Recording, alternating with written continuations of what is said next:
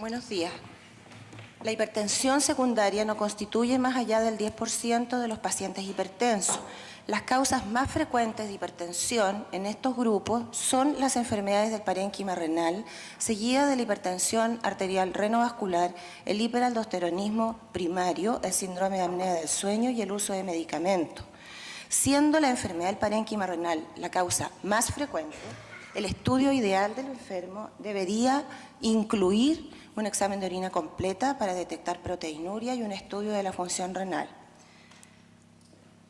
Siendo la hipertensión secundaria poco frecuente, el enfoque y el estudio debe hacerse en grupos clásicos de pacientes. ¿A quiénes debemos estudiar? Los hipertensos que debutan en edades extremas de la vida, los pacientes hipertensos severos, resistentes, los hipertensos que tienen riñones atróficos, cuando existe un edema pulmonar agudo en un hipertenso, sin una causa clara, o un hipertenso que hace una falla renal aguda frente al uso de inhibidores del eje renina-angiotensina. Por otro lado, en el examen físico, algunas claves que nos pueden orientar a que estamos frente a un hipertenso secundario son la presencia de soplo o el fondo de ojo de un enfermo que tenga una retinopatía avanzada. La hipertensión renovascular no es más del 1%, sin embargo, en los pacientes de edad avanzada que tienen ateromatosis, que tienen antecedentes de tabaquismo, su prevalencia puede ser un poco mayor. El estudio inicial, de preferencia, debería ser con un estudio no invasivo, un ecodoppler que nos da una excelente información de la anatomía de los vasos renales y del flujo. Un criterio que es la velocidad de pic sistólico sobre 180, para otro el corte está sobre 200 centímetros por segundo, tiene una muy buena sensibilidad y especificidad para pesquisar estenosis sobre 60%. En una segunda fase podremos decidir si vamos a estudiar al enfermo con una angioTAC, con una angioresonancia, y la angiografía sigue siendo el gold estándar en estos pacientes. Dos palabras, el hiperaldosteronismo es poco frecuente. La mayor parte de estos pacientes tienen una hipertensión normocalémica. No más de un tercio tienen potasio bajo. Habitualmente su causa son hiperplasias suprarrenales seguidas de los adenomas. ¿Cómo podemos diagnosticar estos enfermos? Debemos buscarlos en pacientes que son de riesgo, ¿no es cierto? Pacientes jóvenes, hipertensos severos que hacen un evento cerebrovascular, pacientes que tienen una hipertensión resistente, que hacen emergencias hipertensivas, son el grupo en los cuales uno va a buscar este diagnóstico, documentando en primer lugar, ¿no es cierto?, el hiperaldosteronismo.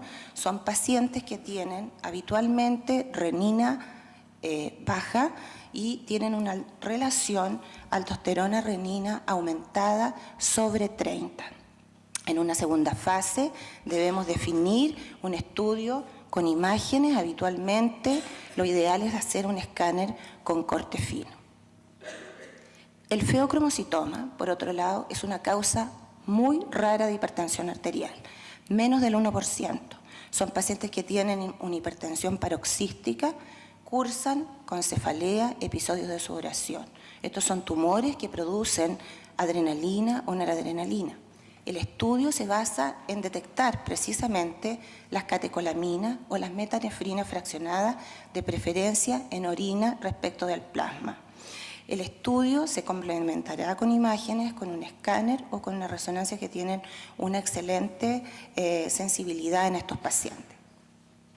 Por último, a veces la clave del diagnóstico está en la anamnesis de los enfermos. Hay efectos de medicamentos que pueden enmascarar un hipertenso esencial o pueden tornar un hipertenso resistente.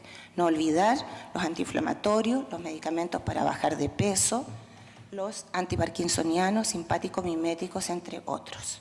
Finalmente, la Asociación de Apnea del Sueño e Hipertensión Arterial agrupa estos enfermos en un alto riesgo cardiovascular.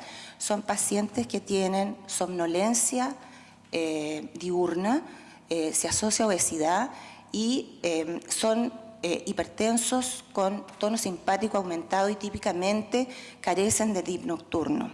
El diagnóstico se hace con la polisomnografía y el uso de CPAP normaliza la hipoxia y puede tener un efecto positivo en bajar un poco el tono simpático.